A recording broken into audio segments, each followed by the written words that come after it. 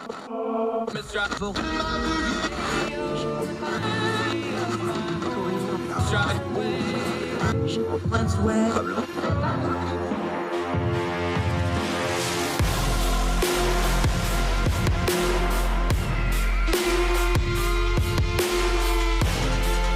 your host, Andrew Donaldson.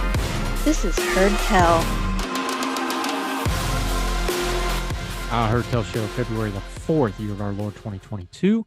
So glad you're with us. I'm Andrew Donaldson. Thank you so much for your time, most precious thing you have. And we appreciate when you share an hour of it with us each and every weekday. We sure appreciate it. We're not going to waste it today because we got a lot to get to. Mark Yzaguirre, he has written extensively about the demographic movement inside Latino populations, how they are changing politically, how the narratives aren't matching up what's happening at the polling, how things are not what they appear. He's written about it. He's going to talk about it. It's an election year. It's going to come up again. He wrote an evergreen piece in Ordinary Times. We're going to delve into it at length with him, Mark Yzaguirre, later in the program. Great story out in Montana where some stranded truckers got some home cooking. Get into that in the final segment of the program. Also, stories about the NRA financials looking bleak for that organization. Stephen Gakowski's great Substack, The Reload, which you need to subscribe to, has the details. We're going to dig into that story.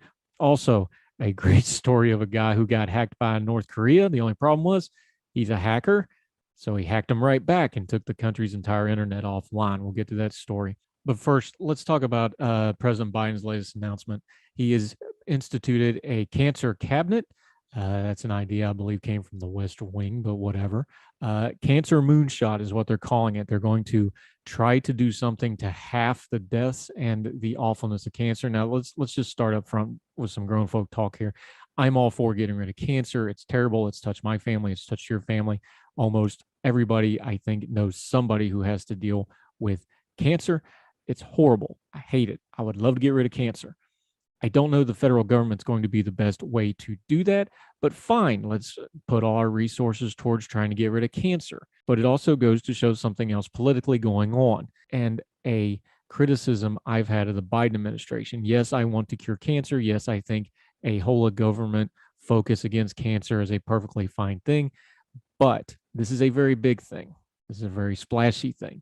This is a big goal. They're even calling it a moonshot. Can they do this? I hope so. I hope they're successful. I hope we do more to do cancer. I don't care if the government or the private sector, either one solves it as long as it gets solved. I figure it needs to be a mix of the two, but that's another matter for another day. Is it good governance? Is it a good thing for him to announce? It's fine. It's not going to hurt anything. But there's an old saying, faithful in the little things. My criticisms of this administration has been that they have been obsessed with optics. They're obsessed with quick fixes. They're obsessed with political fixes where policy fixtures need to be and where good foreign policy needs to be. We talked about Afghanistan recently. They weren't prepared. Story after story is coming out. They were worried about the optics. They were not sufficiently prepared. The Omicron variant and the Delta variant, they were not prepared. They didn't see them coming, even though everybody knew variants were coming. And this isn't because Biden's a Democrat or whatever that meant. If it was Republican and president, I'd have the same criticism. If you're in the chair, I don't care what your political party is. I don't care what your ideology are. You're accountable for what you do when you're in the chair with the title, with the big paycheck and the big title. You're the president. You're in charge. It's on you. You have to be accountable. I find this president to be unfaithful in the little things. He has not handled his legislative agenda well. They overshot for what they had for a 50-50 Senate. I know there's political things to be entailed there as well, but they didn't handle it well. They could have gotten smaller things done that were more targeted. They wanted big FDR thing without the FDR 2/3 majority of Congress to slam them through. Unfaithful in the little things. He has gone to optics over and over and over again. We needed to have some sober policy discussions. Unfaithful in the little things. His own White House, we just covered it a couple days ago here on Heard Tell, story after story of media backbiting. Remember, there's no such thing as a leak, spreading the blame, scapegoating people. He could shut a lot of that down. Unfaithful in the little things. Even his own vice president, it could have shut down a lot of that stuff. You can have your opinions on Vice President Harris, whether she's doing a job well or not. A lot of the criticisms coming out of her office are criticisms that were also on her presidential campaign. So there's probably some fire where that smoke is. The president could have shut that down anytime he wanted to. He did not. unfaithful in the little things. We have 50 years of book on Joe Biden. We know who he is, what he's about. He does all shucks and gets along with people and empathetic and all that good stuff. When he doesn't get his way, he goes to temper and screaming and cursing. That's not my opinion. That's years and years of book on who the man is. But he was elected to be president as a return to normal candidate. He was supposed to be not Trump. The shelf life on not Trump was about 7 or 8 months ago. He's now the president. We have a lot of little things over a year to judge him on. And we're allowed to judge him on because he works for us, not the other way around. In a lot of things, in a lot of areas, I find the president of the United States to have been unfaithful in the little things. I understand he has tough sledding. I understand he has a split Congress. I understand the media environment. Look, every president has that. He's still president. We judge him accordingly. Before we go shooting moonshots for solving cancer, and before we start doing these big splashy things that I suspect strongly will not have a lot of back-end success to back them up, Mr. President, I would just prefer you focus on the little things. The country will be better for it. And you'd even get more credit, and it might help that approval rating of yours just a little bit. A lot to cover today's short opening segment. More Heard Tell right after this.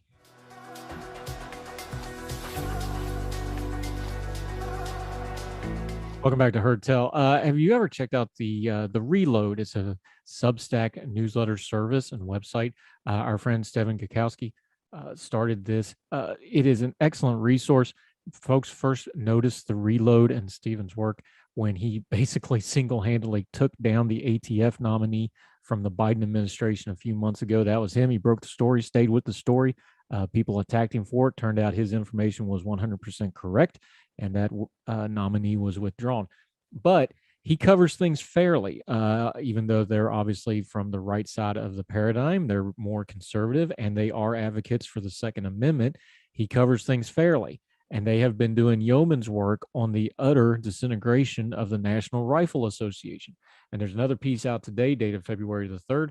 Stephen Gakowski wrote this one, quote, "The National Rifle Association of America shrank significantly through the first 8 months of 2021, according to the detailed financial records obtained by the Reload.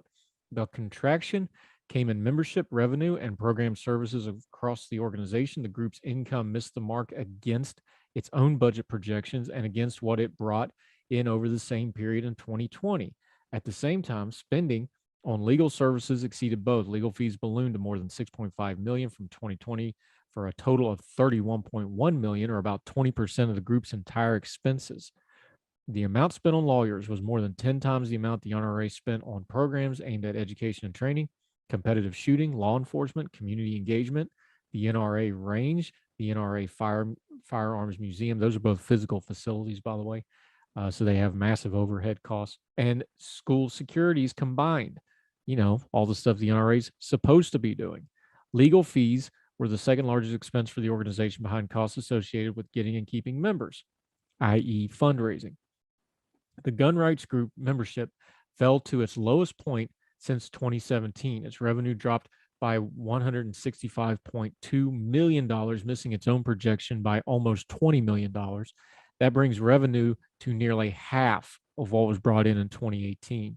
Thanks mostly to a drop in membership dues, spending is down even further. In 2018, the group spent more than it brought in, but it has paid down $14 million of its debt and run a slight surplus through August of 2021. They also have some graphs here to show all this data, but here's the nut at the bottom. The organization's approach to its finances does reverse the deficits it has accumulated post-2016. That's when all this controversy started, especially about Wayne LaPierre's management and other things. We'll get to that some other time.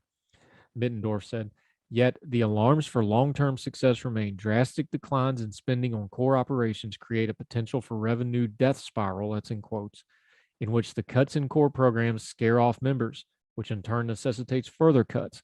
And a downward cycle of this sort can be very hard to reverse. That's from Stephen Gakowski.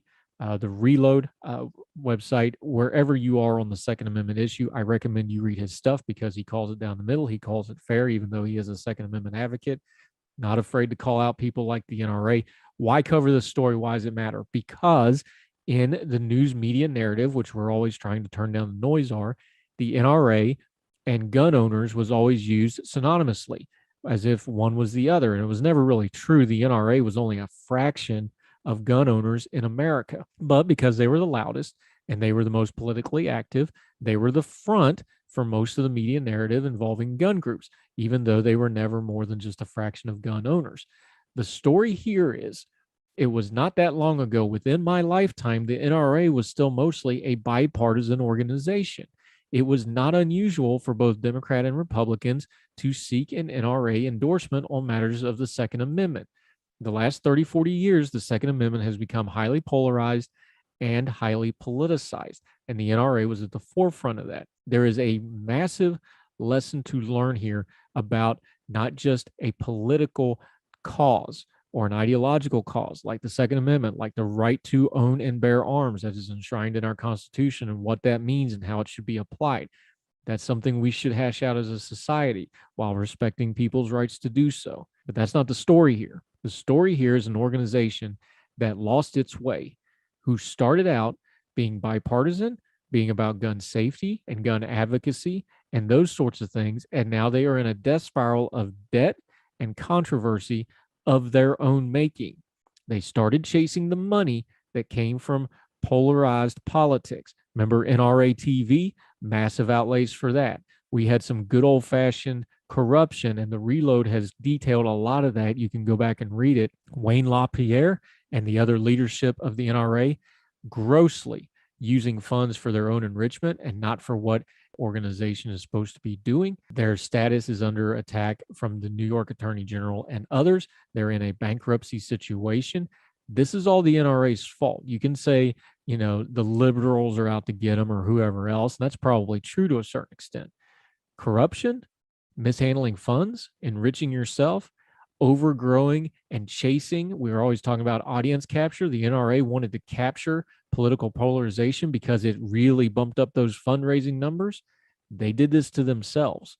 And now you see what's happening. A gun rights organization who supports the Second Amendment and lobbies and does the grunt work legislatively would be really important. But the NRA hasn't been that for a long time. They've been a fundraising mechanism. They've been a political organization, and they wanted all that money that came from the Trump era, and they got it. And now they're reaping the whirlwind for it. Because come to find out, if you get rid of your core principles, you wind up spending more money on legal fees, protecting your own corruption, than on advocating for something really important like the Second Amendment. I've got no sympathy for the NRA. They did it to themselves, like we've said on this program over and over again, whether it's the government, an individual, or an organization. If you're not accountable, bad stuff happens. The NRA went years and years and years with no accountability. They got dollar signs in their eyes, and they did things for fundraising purposes instead of what was better for their organization's members, and for the cause that they said was the most important thing for them. But their actions say the most important thing for them was money, power, and status. And you see where it led them. The Second Amendment will be fine. Other people will come up to start advocating for them. Again, the NRA was never a majority of gun owners or sports enthusiasts in the country. They've always been just a fraction of that. They were just the front face of it. But the people who didn't hold themselves accountable and tried to hide behind that politically, when really it was their own corruption that was the problem, they're getting theirs now, and they deserve it. More Heard Tell right after this.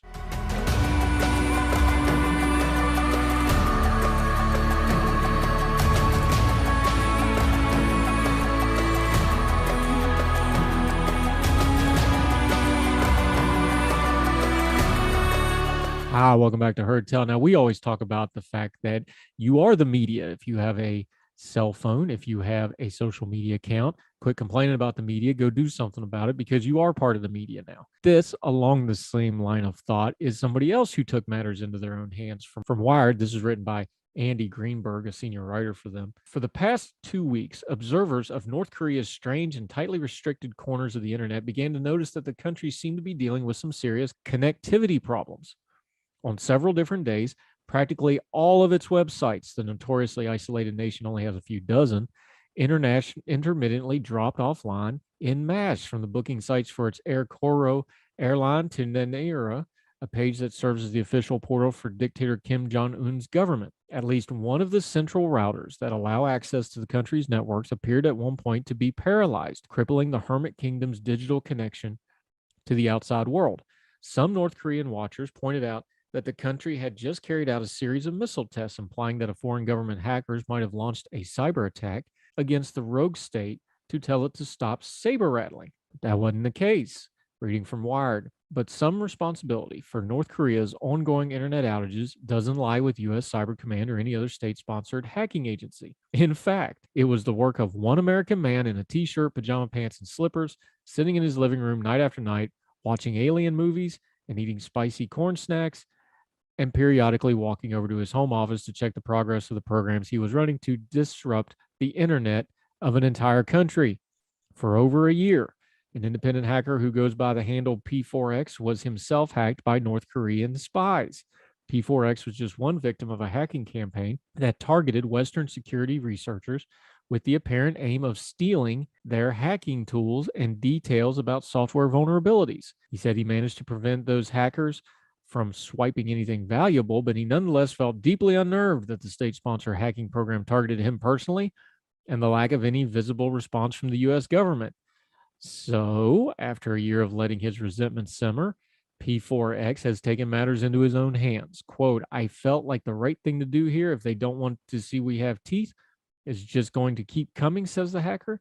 P4X, and there's a note here that he spoke to Wire and shared screen recording to verify his responsibility, but declined to use his real name for obvious reasons because he's ticking off a dictatorial, murderous regime overseas. Don't blame him a bit. Back to the piece.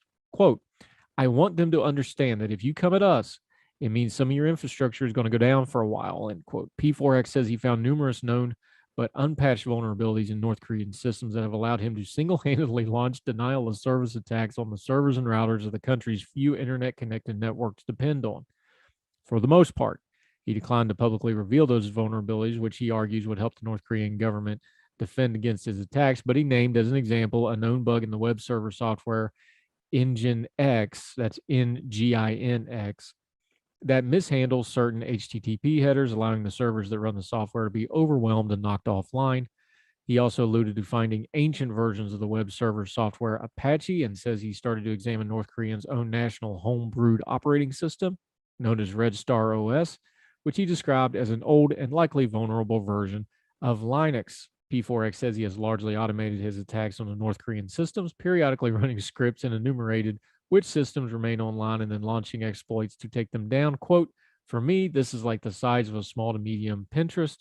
P4X says using the abbreviation for penetration test, not Pinterest where you get recipes and such from. The sort of white hat hacking, say that 3 times fast if you're from Somersville, he's carried out in the past to reveal vulnerabilities in a client's network. It's pretty interesting how easy it was to actually have been some effective here. Those relatively simple hacking methods have had an immediate effect. Records from the uptime measuring service Pingdom show that at several points during P4X's hacking, almost every North Korean website went down. A cybersecurity researcher who monitors the North Korean internet says he began to observe what appeared to be mysterious mass-scale attacks on the country's internet starting 2 weeks ago, and has since closely tracked the attacks without having any idea who was carrying them out. Turns out it was P4X in his living room, in his pajama pants, in his slippers, getting revenge.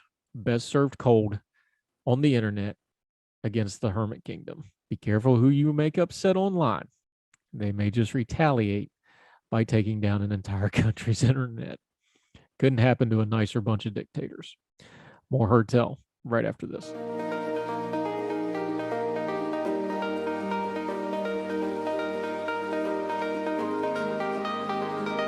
Welcome back to Heard Tell.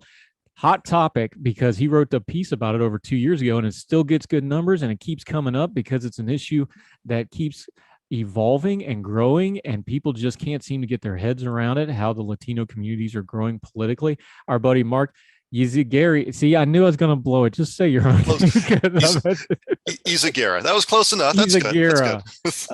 Man, I just got done doing an interview with some folks from West Virginia, so the accent got on strong. And Yzaguirre, Mark Yzaguirre, he writes better than I say. Great guy. How are you, sir? Appreciate your time today. Good. Thanks for having me on the show. He's an attorney in the Houston area. We have to disclaim it. That doesn't mean he's your attorney, so you can't get legal advice from him, but he's a good guy, good writer. He wrote in Ordinary Times about the Latino growth in the Rio Grande Valley, Texas, an area he knows well. He wrote that clear back in 2020, but it keeps coming up, Mark, because I don't know that folks can really get their head around the fact that we saw the census data. The Latino population is the fastest growing, but it's growing organically. It's actually not through immigration. It is now through births and the death ratio. Folks just can't get their head around this. Why do you think that is? Well, I think part of it's been, the assumption has been immigration and the centrality of immigration as far as being both a political issue and the assumption that that the rise is going to be constantly from that. And I think it's something that people have often forgotten, that particularly in Texas. I mean, my family settled in Texas when it was still a Spanish colony.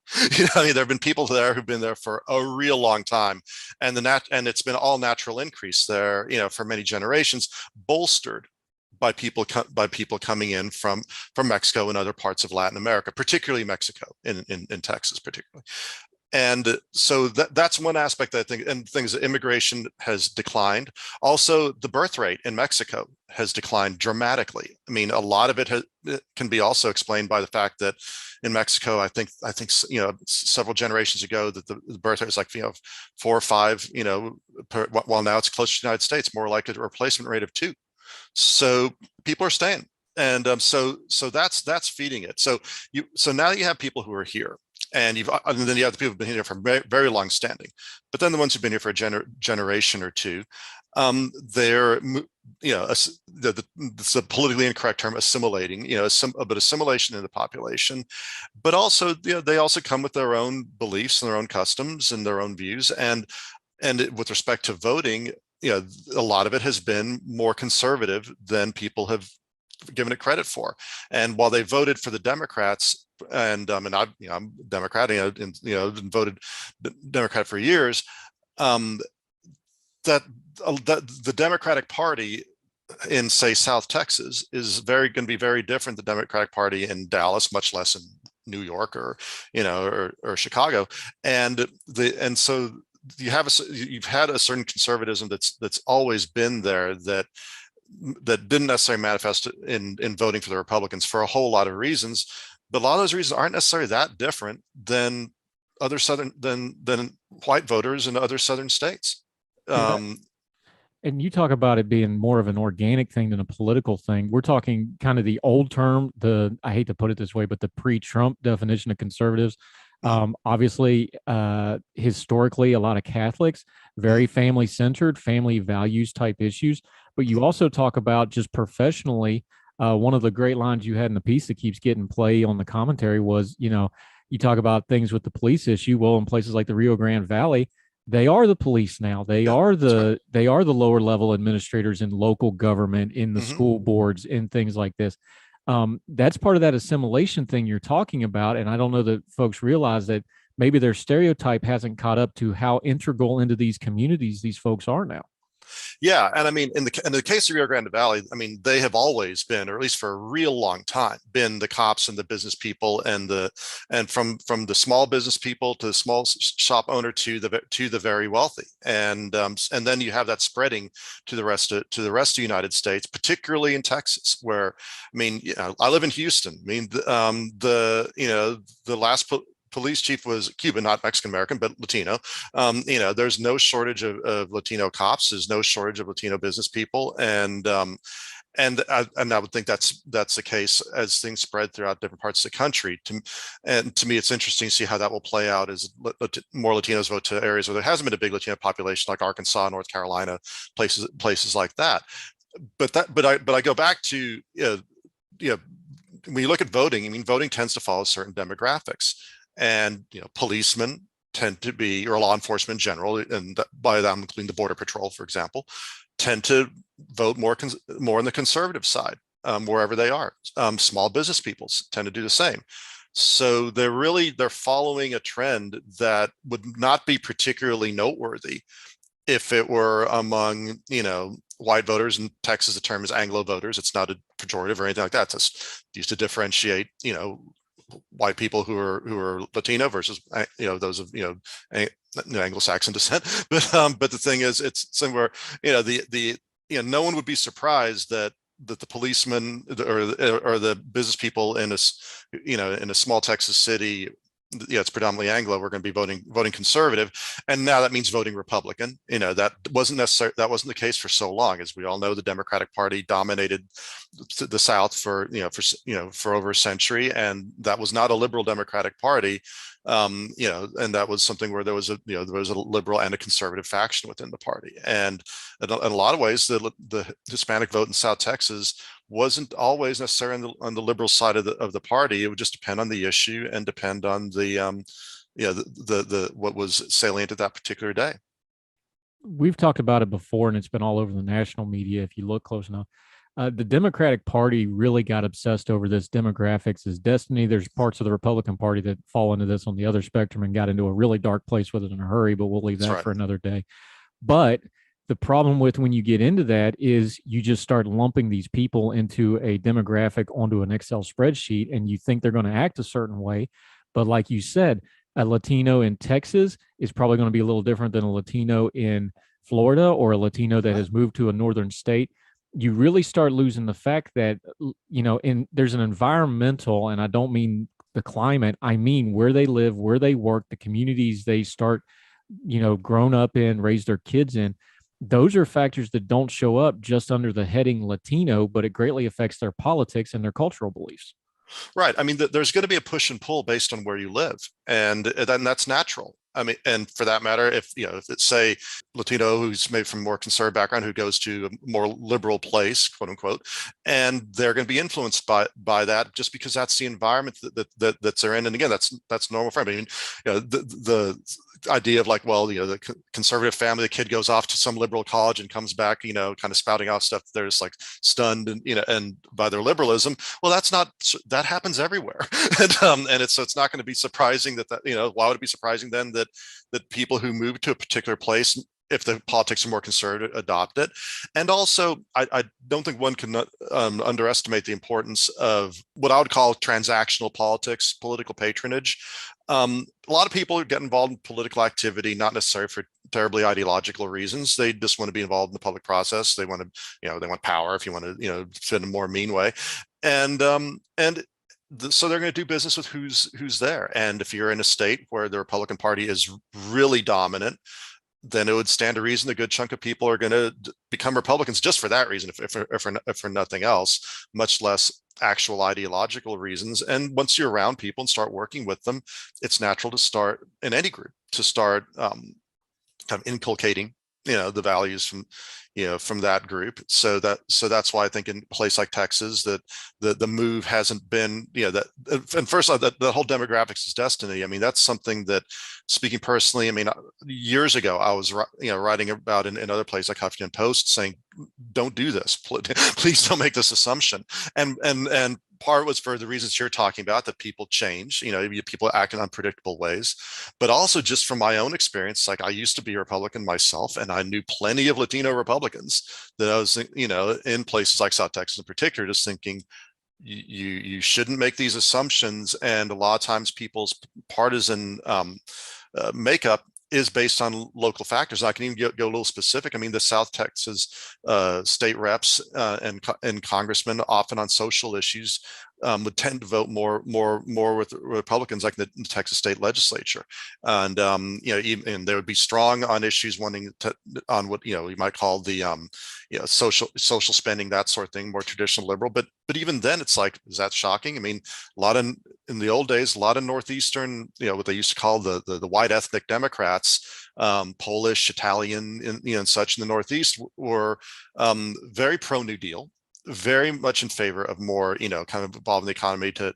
help the poor, but they also were socially conservative, and there was a drift there too. And again, if you saw it there, why would you be surprised seeing it elsewhere? Talking to Mark Yzaguirre, did I get it right that time? Yes. Our buddy Mark Yzaguirre is talking Latinos, some writing he has done. When we come back on Heard Tell, we're going to dig into it a little bit deeper. Going to talk about a wonderful term he used called Rancho Libertarianism. Going to talk about what that is.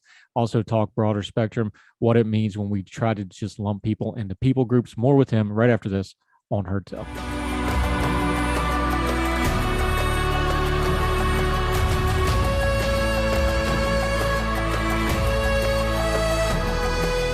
Welcome back to Heard Tell. Our buddy Mark Yzaguirre, who is a name grenade for me to have to get my hillbilly tongue wrapped around, but we're working really hard on it, my friend.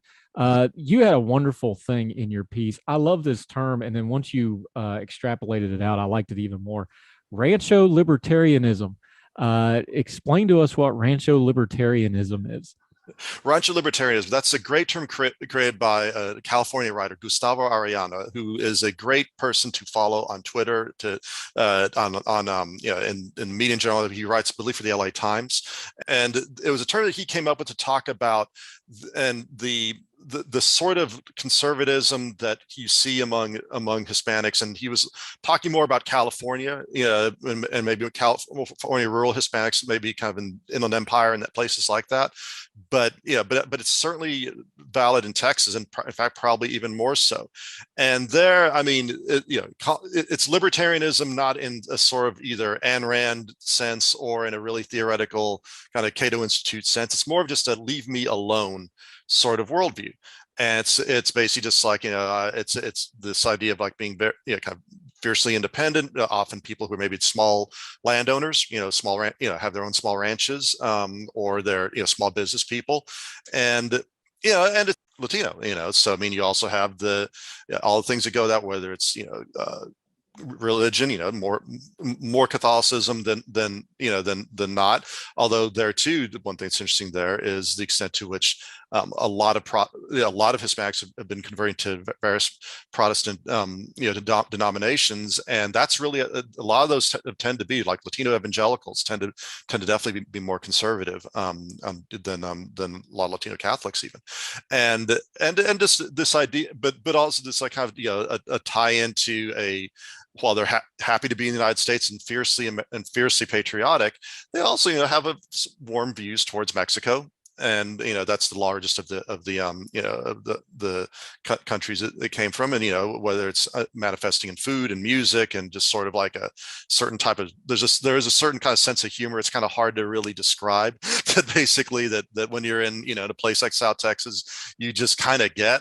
And that sense of humor is, I mean, you could say is how it plays into mainstream American culture. It's not one that's, it's definitely one that can, frankly, listen to a guy like Joe Rogan and laugh and, and be, yeah, I like that guy, and me gusta, and they're not, and they're not one for for being overly offended by things, and so that really plays into it. It's just a sort of cultural thing there that is, again, not that different from other people who are similarly situated. But Rancho Libertarianism is a great concept that I think that Gustavo Arellano came up with, that really I think describes a certain sense of, it's not even ideology, it's more better to say sensibility, and that sensibility is, even if it's people who live in big cities, there's a rural tinge to it.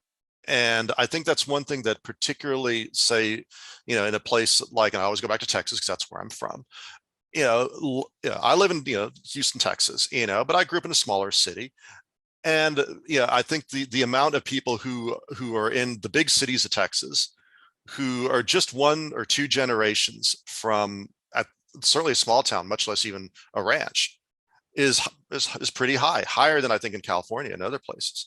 So again, there is a certain rural sensibility that I think is there, that that feeds a certain type of, again, raunch libertarianism, a type of conservatism. It didn't necessarily mean that one voted Republican. In fact, it meant quite the opposite for a whole big period of American history. But right now, it's definitely moving people. And I don't want to overstate it. I mean, the Latino vote is still predominantly Democratic. But the thing is, if so much of that assumption from stuff like the emerging Democratic majority thesis from earlier in the 2000s, this idea that you could have you would have overwhelming Hispanic support for the Democrats. The Republicans in Texas were able to maintain a working majority, and did with people like George W. Bush and such, with 40% of the Latino vote. You don't need a majority. You just need a big enough plurality to where you can. That's enough to kind of get you certainly over the hurdle. When you got tied in with other ethnic groups, but also just, to me, it affects the tenor of politics. I mean, and I think, I see it, and I just kind of cringe when I see people talk about, I'm actually maybe agreeing with people on the ideological points or issues, but when they talk about, well, the Republicans are going to be just, the anti-Latino party and things like that. Well, I might agree with that. Certainly, some of Trump's comments about, who would come across the border, and, Judge Curiel and these various things that he mentioned. But, it's kind of hard to say and be credible that a party is anti a particular group when millions of people in that group are voting for it. I mean, if at that point, what are you going to start throwing out? False consciousness as an idea. I mean, that's a buzzword that basically to me is at best a cop out or a cope. If not something even worse. So. Yeah, I get, maybe to hone in on that, because you talked about Trump, because we were shocked when the Rio Grande Valley had such good numbers for Trump. We also saw that around Miami, parts of Florida, Latino voters more for Trump than what they probably thought. Is the sensibility you talk about more of that? Is that why they can take somebody like Trump, who on its surface should be offensive to certain groups, but they just kind of laugh it off? You talked about the sensibility of the group. Maybe that's a better way to approach when we're talking about a subgroup of a subgroup, which we're talking about with like Rancho libertarianism, Latinos in specific areas. That sensibility is probably going to be a better way to approach this than just straight political or partisan divides, isn't it? Yeah, that's definitely going to be part of it. I mean, there's a lot of factors that go into it. I mean, there is this laugh it off factor of just like, he's just this guy who just blows off steam and kind of blusters, and hey, I'm kind of like that, or I know people like that. It's this sort of, and I think so. That's that too, and there you can say part maybe cultural too, particularly. I mean, I think you have more of a sensibility and way of speaking, maybe in more kind of educated upper middle class circles, professional circles, that one doesn't speak a certain way, while in other places, no, it's perfectly fine to speak that way. And Trump tapped into that.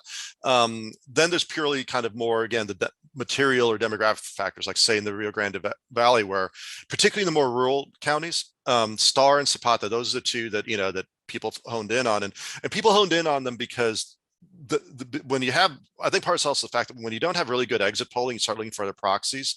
So when you have a county that's like 90% or 95% Hispanic, you can say, well, how that county voted is tells you something about at least a certain subset of Hispanic vote. It's safe to say that.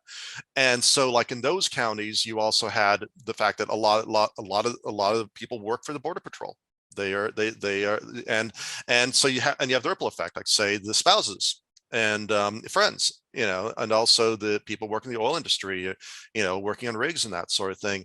But you go back to the surprise, and I mean, that's the thing. It's like, I'm definitely, I mean, if you look at my Twitter feed, I'm not a Trump fan in any way, shape, or form, and I'm extremely, not a Trump person. But there was a lot who still saw that they were okay with what he was saying, and even with respect to the issue of immigration itself.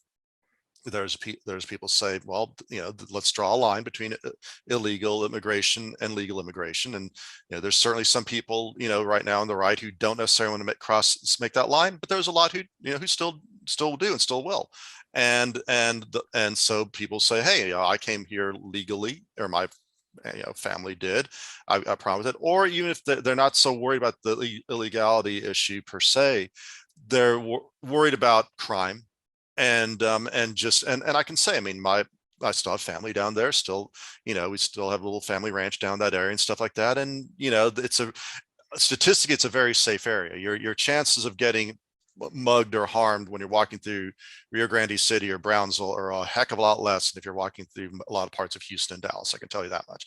But the thing is, but there's still this feeling that there is this danger across the border, and it's a very real one. I mean, not so much even the people crossing who are involved with, no one's terribly frightened about the people who are crossing to come work, but there is the cartels across the border, and that's real. And it's denial to say that it's no big deal there. No, there's been a terrible amount of violence there, and people who used to go across the border on a regular basis just don't do it as much anymore.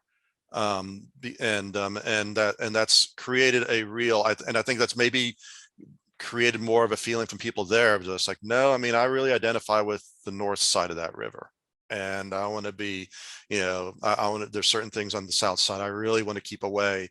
And it's not because of racism, and it's not because of some false consciousness of, and that's something that bugs the hell out of me when I hear talk about speak like, oh, well, you're identifying with, with the Anglos or identifying. Like, look, I mean, there may be some people who are that falls in that category, but I mean, most people, I mean, when you see the friend of mine went down and did kind of talk to people at like Trump rallies, like the ones where they do the trucks, the big kind of those big kind of ones where they're driving stuff. And she went to South Texas and interviewed people there. And she was just saying the thing that was striking was, was number one, these people are having fun. It was fun. She said it was impossible to go there and not smile. It's like, okay, I may not agree with the politics here, but this is not a people who are a grim group of people, and they were not, and they were Mexican American. They were not. They were, however you want to define that, the food, the music, the sensibility, the language in some cases, they were not there because they were trying to act like, some group that they were not. They were who they were, but that also meant that they were supporting someone who, you would think they wouldn't. And the fact is, the numbers are there. I mean, it's just like you saw the drift, and not only in places like South Texas, but places where they're able to do some more, again, that proxy kind of granular kind of analysis. I mean, my understanding is like in Houston and Dallas, that in the precincts that are predominantly Latino, that there was a shift towards Trump. Again, was it a majority? No, but it was but it's like when you and to me, there's a real warning there for the Democrats, and is if in 2020, the year where if it's like if the drift was able to go there in a year where you would think there'd be so much kind of headwind against that because of because of Trump's policies, or how you thought people reply to them or respond to them, that didn't happen. And boy, if that's the case, Tim, what about in the future if you had maybe someone like a DeSantis or someone like that, where that baggage wouldn't really be there? That's an issue, and I would say, my fellow Democrats, you've got a problem. Yeah. Mark Yzaguirre, great stuff. As always, the moral of the story is the national headline doesn't meet the local knowledge. So always dig into these stories a little bit. Great stuff, buddy. Let folks know where they can find you on social media and elsewhere. You've done a lot of writing in the past. We hope you do it in the future. We're always happy to have you at Ordinary Times anytime you get the itch to do so. Let Absolutely. Folks know where they can find you, my friend. Sure. You can find me on best places on Twitter, just Mark, M-A-R-K, Y-Z-A-G-U-I-R-R-E, no dots or anything else, just there. One of the benefits of having a very unique last name is easy to Google to see for articles and that sort of thing. The piece of Ordinary Times, MAGA in the RGV was what it was called. And, people want to look that up. It kind of went to the detail of what we talked about here today. And I did other stuff in the past, Huffington Post. Also, I started actually writing at a place called From Form that was kind of led by David Frum, and back over a decade ago. And I've just been to various places, and feel free to follow on social media and to look at the articles.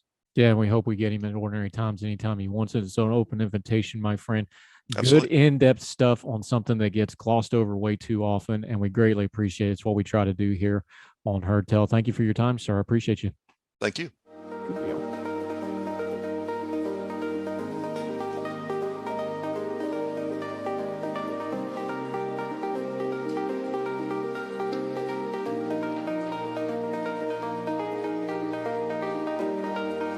Welcome back to Heard Tell Show. You know, we always try to end on a good or a happy note. A lot of times that involves food, and this one does this too. Let's go out to Montana, Great Falls, Montana. This is KTVH.com. 2 women, reading from the website, surprised some of the truckers camped out in Sweetgrass on Wednesday morning with fresh food, water, and even toiletries. 2 truckers that Montana interviewed on Thursday called the station and told us about a woman named Holly from Helena. I didn't know what was going on. I just woke up and a woman was there passing out soups and sandwiches and water. And I asked her where she was from. And she said they came from Helena, said Garrett Lang, a Canadian truck driver stranded in Montana. I was so touched that people who didn't even know us and probably will never see us again were willing to drive for hours, 4 hours, to bring us food they probably spent all day preparing. Jason Junk, another one of the truckers we spoke to yesterday, called us about the situation as well. He said, quote, "We want to extend our biggest thank you to those who are willing to help us out." Shortly after Holly left, another truck pulling a trailer full of toiletries and even more food showed up. The truckers were unable to get the woman's name, but are incredibly thankful. I cannot express how thankful I am to these women, and it brought tears to my eyes. These folks have been stranded up in Montana from the piece. Semi-trucks continue to be backed up in the area surrounding the Sweetgrass Couts port of entry at the Montana-Alberta border. That is some desolate country up there. So if you're stranded, you're really stranded because there's not a whole lot out there. Folks wanted some food. They took it. Good on them. Always happy to see food being used to a good purpose. That'll do it for Heard Tell today. Exciting stuff. We have coming up on Monday's show. Yesterday, we covered the VA story about the Blue Water veterans. That was written by a lady named Ashley Merriman, quite an accomplished writer. She has 2 New York best-selling books, has done all kinds of media. If you see her, you'll probably recognize her. We have her on Heard Tell Monday. We're going to revisit that story. She's going to tell it to you herself better than what I can explain. A very personal story involving her own stepfather, but it is emblematic of what so many veterans have to deal with the VA. Do not miss that on Monday's show. Even more exciting, the return of the long-form podcast will be coming out this weekend, talking mental health with Dr. Katie Gordon. Do not miss that. We are going to start delving into some really important topics on the long-form podcast. Those will come out on the weekends. We'll still do the weekday Heard Tell right here, however you're watching on YouTube or on the Big Talkers Facebook page, or listening any of the podcasting platforms or the podcast aggregators. However you're listening, we sure appreciate it. Make sure you're leaving a rating and comment. Reach out to us, heardtellshow@gmail.com, at Heard Tell Show on the Twitter. We'd love to hear from you. Got an idea, got a question, got epistles, comments, whatever, let us know. If Keep Your Bearing and are nice about it, might even put it on the show. We've already done segments on this program and topics because of listeners asking us to touch on them. We're happy to do so. We want to turn down the noise of the news cycle, and that starts with you telling us what you need information on. We're happy to provide it. So, however you're watching or listening, thank you so much for joining us today on Heard Tell. Be back on Monday. Check out the podcast for the weekend. Check out all the back episodes if you've ever missed them, or the Good Talk interview segments. We've got over 30 interviews on that playlist now. Great stuff. Can't wait to talk to you on Monday. Have a great weekend wherever you and yours are. We hope you're well. We hope you are well fed, and we'll talk to you then on Heard Tell. All the music on Heard Tell is provided under a Creative Content license from monstercat.com.